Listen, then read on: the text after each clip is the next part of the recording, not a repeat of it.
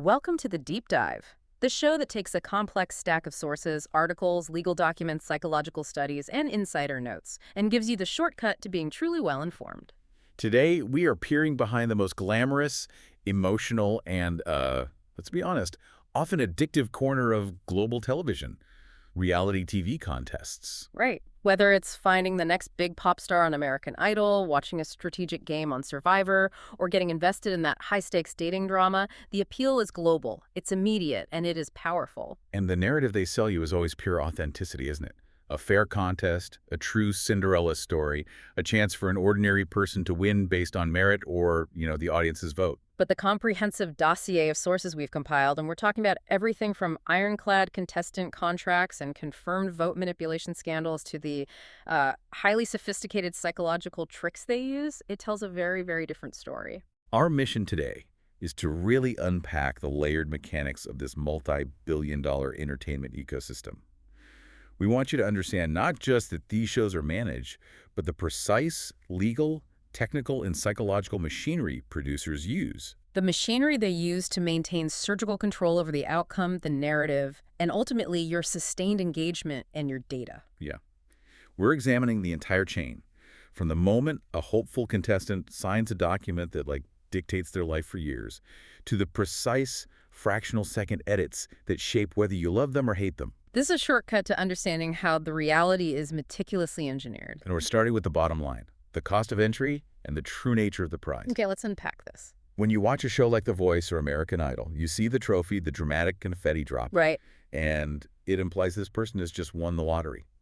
Financial freedom, instant stardom. But when you actually look at the fine print, the material gain starts to shrink that prize significantly. And the control exerted by the show, it just grows exponentially. It's absolutely right. The reality is that the prize is not a ticket out. It's often a contract deeper into the corporate machine. Deeper in. Look at American Idol. It's owned by ABC, which is a subsidiary of Disney. The winner gets a record deal with Hollywood Records. And let me guess who owns Hollywood Records. Disney. So the winner doesn't leave the house. They just move from the television production wing to the music publishing wing, all under the same enormous corporate umbrella. So the immediate financial reward, it might be sizable, but the real prize is this long-term contract with a captive entity.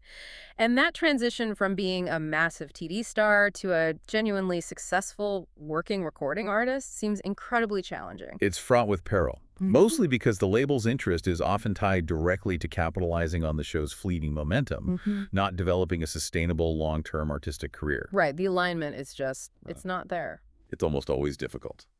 And we saw this case play out very publicly with Javier Colon, who was the season 1 winner of The Voice. Okay, detail that case for us, because The Voice is all about finding the absolute best singers, right? Supposedly giving them the ultimate launch pad. What happened to Colon after he won and was signed to Universal or Public Records? Well, Colon was supposed to be the flagship success story. He won the $100,000 prize and the promised recording contract. Yeah. But just 1 year later, he was publicly and quite bitterly announcing that he would no longer be attached to the label. 1 year. 1 year. He went on record citing what he called an unforeseen bad marriage between the label and I. Wow. The phrase bad marriage implies a really deep, irreconcilable conflict. What was the core issue that led to such a quick departure? The conflict was essentially creative control and resource allocation. Colin detailed how the label, which was committed to maximizing returns on the investment made during the show, pushed him in a specific commercially viable direction. A direction he felt alienated his core audience. Exactly, and his true artistic identity. His album, Come Through For You, was poorly promoted, and he felt like he was constantly battling executives to release material he was proud of. So the momentum from the show didn't translate into genuine support. Or creative freedom from the label. Not at all. The contract bound him, but the corporate strategy just stifled him. That anecdote perfectly illustrates the precarious nature of the prize. And it leads us directly into the truly binding element. The ironclad contractual control production companies exert. The documents we see are notoriously aggressive in protecting their interests for years. They are massive, comprehensive documents. Leaked contracts reveal that the show can exercise extensive, multi-year control over a contestant's entire career. The whole thing. The whole thing, often forcing them into management, publishing, or recording deals exclusively with the show's associated entities. If a contestant tries to launch a competing project or sign with an outside manager, they are often in immediate breach of contract. And contestants who feel exploited or misrepresented, they often try to challenge these agreements in court. So why are these lawsuits generally unsuccessful? Because the production companies have anticipated virtually every single legal challenge. Contestants often argue the contract is unconscionable, that is, shockingly unfair or grossly one-sided. But courts rarely deem them unconscionable. Very rarely. So the legal argument rests entirely on the lack of necessity. Precisely. Judge Gutman, in a key ruling on this, articulated the prevailing legal view. These contracts are entered into voluntarily. Contestants are signing away personal privileges. Privileges, not rights. Yes. The privilege of entering a highly competitive optional entertainment field, not constitutional rights like the right to employment or housing, since the contestant willingly enters the agreement knowing the risks and the potential opportunity. Even if it's highly leveraged. Right. The courts just view the comprehensive nature of the contract as a justified trade-off. That is a critical legal loophole. The courts essentially say, you chose fame, so you chose the terms. And that choice doesn't just bind their professional life, it gives the show carte blanche over their entire personal life, too. That's the most alarming part. We have to highlight the truly astonishing liability release clauses. Contestants grant the production company sweeping, unequivocal permission to exploit all recorded material. All of it. They sign off acknowledging explicitly that private, personal, and embarrassing matters will be publicly broadcast, even if they are taken out of context. That's the ultimate ethical catch-22 for a hopeful star. To succeed, you have to be vulnerable, reveal your deepest self, but the moment you reveal it, the contract gives the show the right to weaponize that information. And they sign away their right to fight back over the narrative constructed around them. Contestants release the show from all claims related to the exhibition and disclosure of their personal information. What kind of claims are we talking about? We're talking major torts. Defamation, libel, and crucially, intentional or negligent infliction of emotional distress. So they can't even sue for emotional harm. They are essentially preemptively forfeiting their right to claim emotional harm, even if the show's editing causes them severe psychological damage or destroys their reputation. This inherent control system extends even to the actual meritocracy of the competition.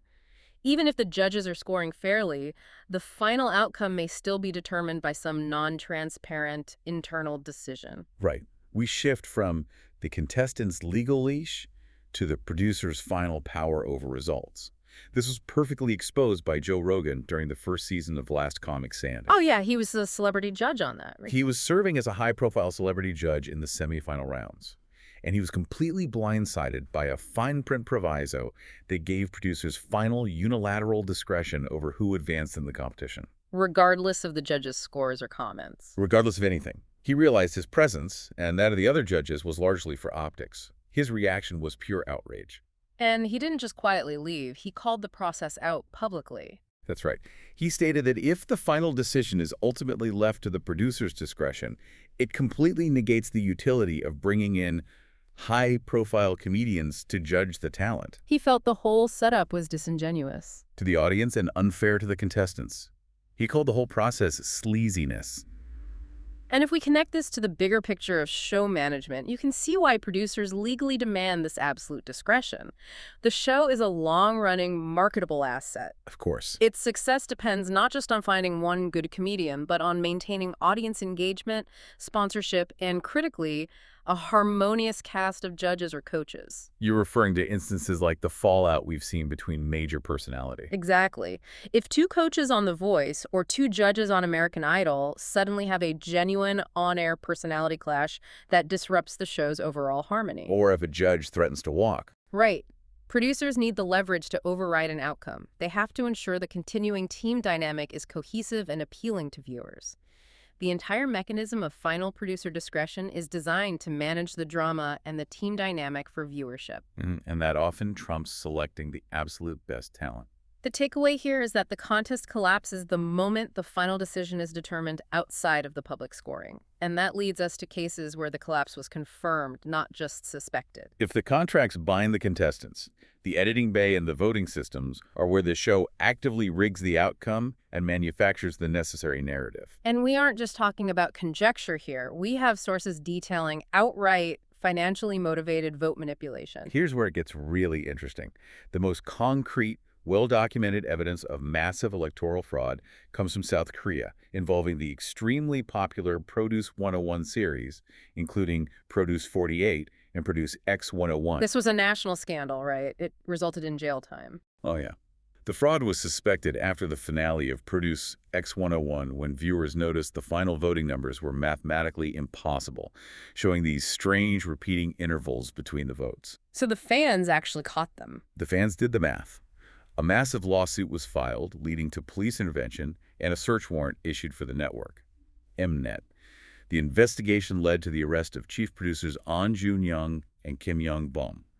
Ahn later confessed to manipulating the final rankings for multiple seasons. Multiple seasons. Wow. And the manipulation wasn't subtle. The police revealed exactly when the fate of these contestants was decided. That's the really stunning part. The police revealed that the final rankings of the top 20 trainees were already predetermined by the producers before the final performances were even recorded and broadcast live. Before they even went on stage for the finale. Before the finale. Think about the cynicism of that. The trainees spent months training, performing their hearts out on that stage for the dramatic final episode, and the outcome, who would debut in the final K-pop group, was a foregone conclusion. It was just theater staged for ratings. The sources name specific victims whose careers were demonstrably altered by this. Who were they, and what was the discrepancy? The court officially revealed manipulated rankings from the fourth round of voting. For instance, a trainee named Lee Gyeon publicly finished 14th in the final count, but was proven to have actually secured 5th place based on legitimate votes. So she should have been in the group. She should have debuted. Another trainee, Han Cho-won, finished 13th, but her true rank was 6th. Their opportunity to debut was just outright stolen before the final votes were even cast. And what truly adds a layer of shade to this is the monetization of that fraudulent vote. Absolutely. The audience was charged money, and often significant money, given the repetitive voting for the SMS votes, despite the results being completely fixed beforehand. So it was financial fraud, really. You could argue that. The network and the telecom operators profited directly from mass participation in a rigged selection process. It wasn't just electoral fraud. It was a form of financial fraud directed at the most passionate viewers. It just emphasizes that the voting mechanic was primarily an engagement and revenue mechanism, not a democratic tool. Exactly. And once the outcome is fixed, the entire purpose of production shifts. The editor's job is no longer to document a contest. It's to manufacture a narrative that retrospectively justifies the predetermined result. Right. The editor's core function becomes taking potentially hundreds of hours of raw picture and sound clips and reviewing, refining, modifying, eliminating, and assembling them into a new, single, acceptable story. The key is acceptable to the narrative arc. And that acceptance often means twisting the emotional reality to fit the predetermined plot points, whether that plot is comedy, suspense, or, most notoriously, conflict. The manipulation of the audience's fundamental reactions, physical, cognitive, emotional, is the editor's art. It is. They control the timing, the duration on screen, and the sequence. They build setup and payoffs for comedy or structure, sustain tension for dramatic conflict. In reality TV, this construction results in the famous villain edit. The villain edit takes a multifaceted person and just surgically cuts their behavior and comments to make them look like the antagonist. We even have that specific legal claim regarding this process from the Marriage Maestros contestant, Mrs. Hayes. Yes, Mrs. Hayes' legal claim alleged that producers used editing and a high degree of control, not just over what was shown, but sometimes what was outright falsified, to misrepresent her character and the events that transpired during filming. So it wasn't just about showing her in a bad light. No, it was about alleging the construction of a negative identity that impacted her reputation and career. And the most sophisticated tool in the editor's toolkit for achieving that subtle misrepresentation of character and dialogue is frankenbiting. Explain that technique and why it's so critical to narrative control. Frankenbiting is the act of splicing together different words, sometimes just syllables, or phrases from completely separate parts of a speaker's recorded dialogue. The goal being to create new, coherent sentences. New sentences that the contestant may not have spoken consecutively or even in the specific context the show presents. It's used to put words into their mouth that perfectly fit the narrative arc, to make them sound more arrogant, more confused, or more villainous than they actually were. That sounds like a technical minefield. Yeah. If you're splicing syllables, how do professional reality TV editors actually hide these cuts so the dialogue sounds seamless and the audience doesn't immediately spot the fabrication? This is where the insider knowledge becomes fascinating. They employ these meticulous, subframe, accurate techniques designed to deceive the ear and the eye. First, and universally, they must add a clean bed of ambient room tone underneath the splice. So there's no dead air to give it away. Exactly. Without that consistent background noise, the sudden change in audio texture instantly betrays the cut. Second, they use extremely tiny, often one-frame audio fades right at the cut points to smooth the sound transition between two spliced syllables. A single frame. That level of detail highlights how high the stakes must be to sell the emotional reality of the scene. It goes deeper. To achieve this, editors zoom deep into the waveform, often past standard frame accuracy, and use keyframes to cut off every unwanted sound, every breath, every intake of air perfectly. And what about the visual cut? Well, if they're editing an interview sequence and they don't want to use a cutaway shot like a producer reaction shot to mask a jump cut in the visual, they'll use a soft cut or a mini dissolve, Which is a what? rapid crossfade of maybe 2 to 5 frames to visually hide the subtle jump cut in the contestant's face. And to make this efficient across a massive amount of footage, they have to treat these words like building blocks. Precisely. A standard best practice is creating Frankenbite select sequences. These are dedicated timelines full of frequently needed neutral connecting words like and, but, the, or common vocal sounds, taken from the subject's entire dialogue library. So they can just grab them and drop them in? The editor can then quickly access these snippets without having to jump back into the original raw footage every time they need a connecting piece for their fabricated sentence. The terrifying, or perhaps fascinating part is realizing the technology is already moving beyond crude splicing. The next frontier of manipulation might not even require frankenbiting. That's the digital frontier. We are seeing major advances in voice generation solutions, like 11 Labs Voice Labs. This technology allows users to train an AI voice model based on the existing dialogue of a speaker. And once it's trained, Once trained, an editor could simply type out a brand new word or phrase, one the contestant never actually spoke, and seamlessly insert it, using the contestant's own AI-generated voice. that would eliminate the telltale signs of traditional frankenbiting, the subtle changes in room tone or the slightly choppy syllable splice. It would make manipulation virtually undetectable to the human ear. It raises profound questions about authenticity when the very foundation of reality dialogue can be synthetically fabricated. Beyond outright fabrication, there are softer methods of dialogue manipulation used for program timing and clarity, what you call dialogue polishing. Dialogue polishing is common across all forms of media. It's the editorial decision to remove verbal tics, the ums, ahs, and likes from a speaker's recorded dialogue. For clarity and for time. Right. It serves two main purposes: increasing clarity so the speaker sounds more articulate, and crucially, helping the program hit precise timing targets for broadcast slots. But those natural speech patterns are often part of the person's personality, part of their relatability. That's the delicate balance the editor walks. While removing tics often makes the speaker sound better, sometimes those inherent pauses or sounds are absolutely necessary to preserve the individual's full flavor or true persona. So if it's part of their character, If the tic is part of what makes them quirky or genuinely human, removing it might damage the emotional connection the audience has with the character the production is trying to sell. They polish, but they must be careful not to sanitize the personality out of existence. we've established the strict legal and technical controls over the contestants and the content. Now we pivot to the audience, because the entire system is built on the viewer being psychologically primed to suspend disbelief and believe the show is fundamentally real and fair. And the first step in that psychological priming is creating the illusion of choice. The illusion of choice. It's a psychological concept where a person feels they have a wide range of choices and control, when in reality, the options are limited, predetermined, or structured to guide them to a specific outcome. This belief makes them feel autonomous. And if the viewer feels autonomous, they stay engaged. Precisely. In the context of these massive contests, the audience believes their vote or their opinion truly matters. they feel empowered. Even if the finalists are heavily filtered by editing or narrowed by producer discretion or outright rigged, as we saw. The feeling of control keeps them active. It does. The system cleverly uses apparent choice to guide the audience to a particular pre-desired outcome without the viewer ever realizing the underlying influences. That illusion is essential because, fundamentally, humans have a deep, almost primal need for fairness in competition and social settings. Absolutely. Reality game shows are actually gold mines for behavioral economists.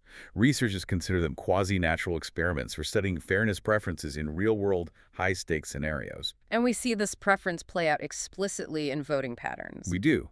For instance, the detailed research conducted on shows like Love Island found a direct inverse correlation between antisocial behavior and the chance of winning. So the data confirms it. Audiences don't like cheaters. The data strongly confirmed that audiences view antisocial, rule-breaking behavior as highly undesirable and actively punish it with their votes.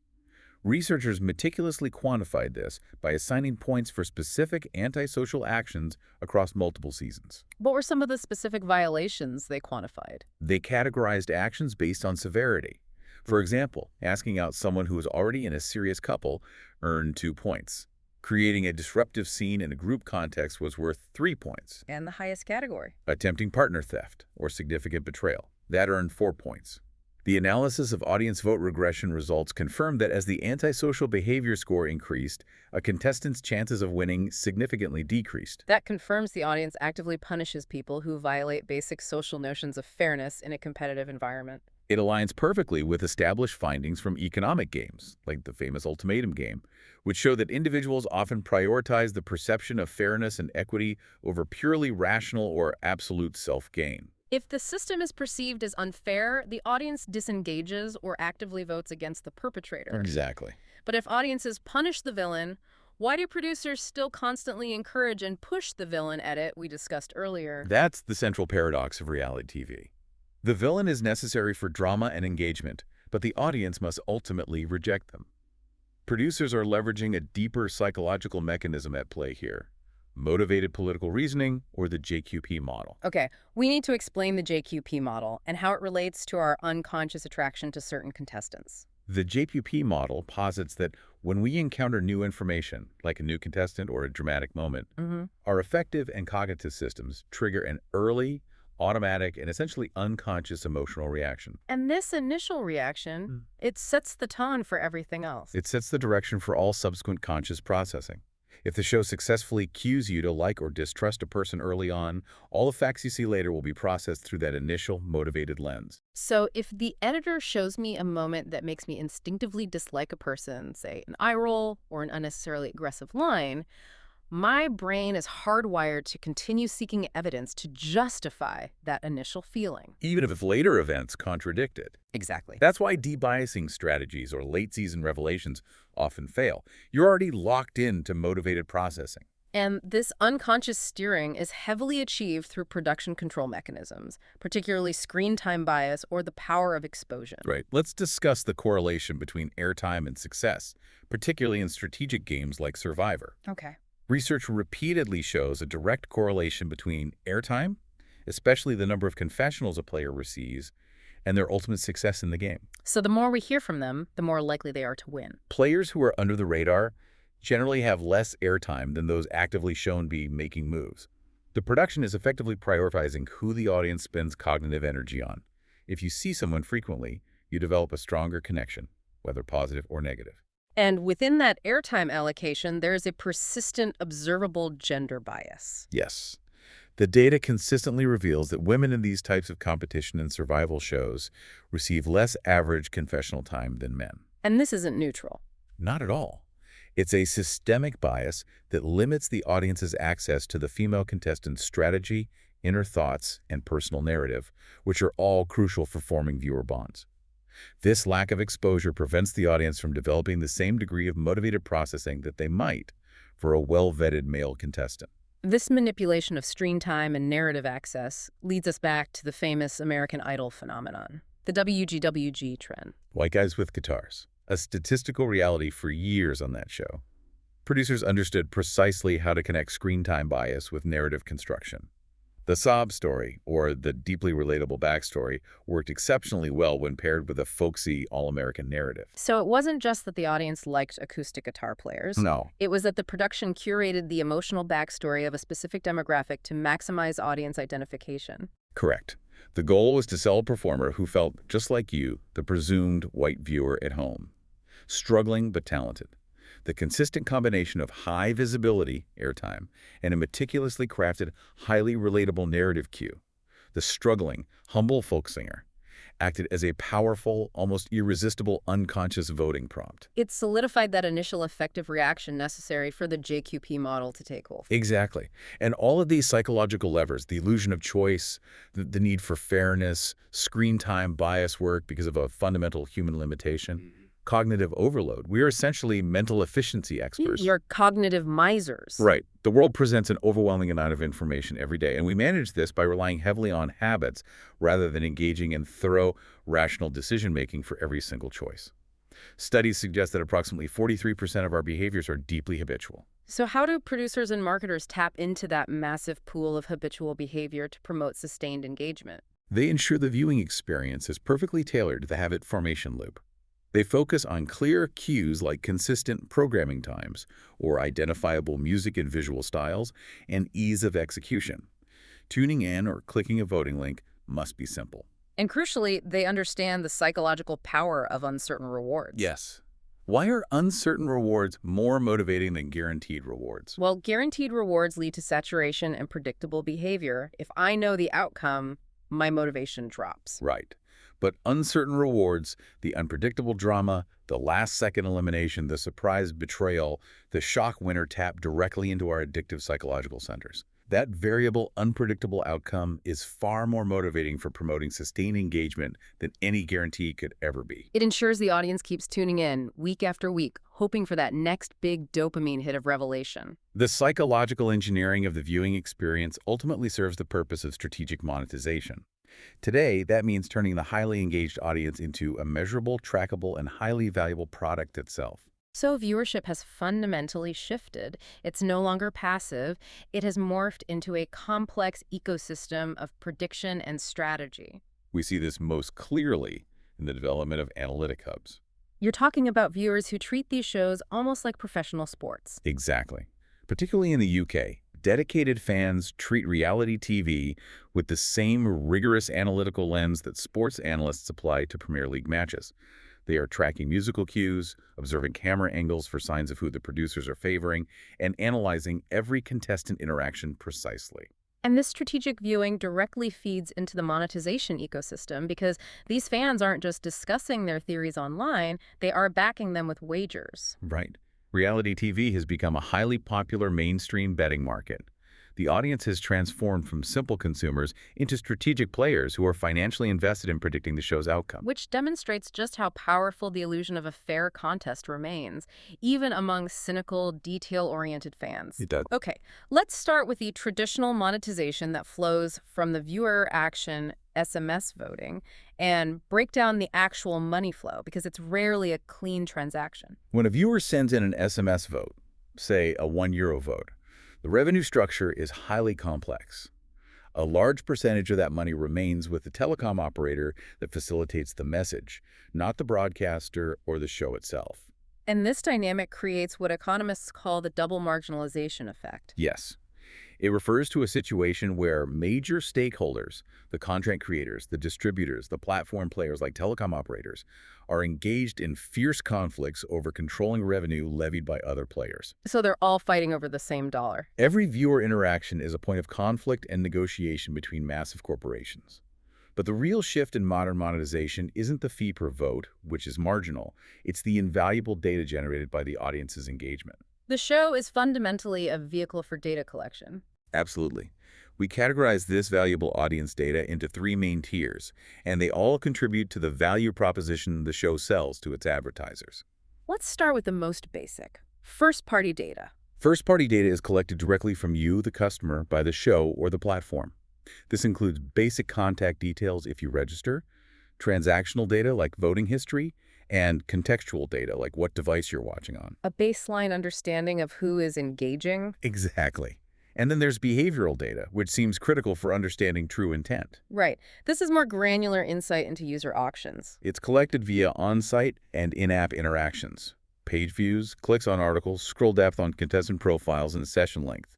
Critically, producers track drop-off points, revealing exactly where users hesitate, become bored, or lose interest. So they can optimize the content flow and advertising? Correct. Now we come to what is considered the gold standard of audience insight: zero-party data. And why is this considered the most valuable category? Because zero-party data is customer-declared preference. This isn't data that is inferred or tracked. This is information the customer actively and intentionally provides through quizzes, profile settings, or interactive forms. Like when a show asks you to vote on your favorite outfit or something like that. Exactly. It's declared intent. This data is invaluable because it allows for immediate hyper-personalization. It can trigger highly relevant decision aids or customized product bundles. By aligning offers exactly to that declared intent, marketers can dramatically reduce friction at the point of purchase. Guaranteeing much higher conversion rates. Much higher. And finally, the show maximizes data acquisition by gamifying the advertising itself. It's a genius move to integrate tracking into interaction. Gamified ad formats, things that invite the audience to tap, swipe, or participate in mini-completion events, are used constantly. Every single interaction in these ads becomes a measurable and trackable behavioral touchpoint, So this wealth of data is then used for attribution modeling. allowing marketers to refine their targeting, sharpen their creative strategy, and reallocate their multi-million-dollar budgets based on minute, data-backed decisions. It's a closed loop. The show monetizes not only the contestants' potential, but also the audience's attention, voting habits, and highly valuable declared preferences. The engineered reality isn't just a function of entertainment. It's a massively efficient, self-sustaining data extraction and monetization machine. So we've completed a detailed deep dive into the engineered reality of these massive competition shows. We've uncovered the three core interconnected layers of the system. The precarious, controlling contracts that bind contestants and release producers from liability for emotional distress or defamation. The meticulous manipulative editing, including frankenbiting and confirmed rigging scandals, used to craft emotionally resonant narratives and justify predetermined outcomes. And finally, the sophisticated psychological and data strategies deployed to ensure maximum audience engagement and strategic monetization. It's a highly structured, closed system where control is maintained at every single level. It ensures that the authenticity you perceive is almost entirely an illusion cultivated through highly structured engineering. So what does this all mean for the person whose career, reputation, and emotional state are exploited for this multi-billion-dollar machine? We covered how contracts force contestants to assign all their rights, intellectual property, image rights, everything to the producer. Right. But there's a fascinating legal argument that hangs over all this manipulation, a potential ethical constraint that is much harder for producers to simply buy off the performer's moral rights. This is a critical distinction in intellectual property law. When we talk about typical contracts, a performer can legally assign their economic rights the right to sell or profit from their performance. Okay. However, in many jurisdictions, a performer's moral rights are considered non-assignable and non-waivable. What exactly do moral rights protect in this context? They protect the integrity of the performer's work and their reputation. Specifically, moral rights protect against distortion, mutilation, or other modification of the work, which would be prejudicial to her honor or reputation. So even if the contestant signed away the right to sue for emotional distress, they might still have a claim if the editing, the frankenbiting, the villain edit, so fundamentally mutilates their on-screen performance that it damages their standing or harms their future career prospects. That's the core legal argument.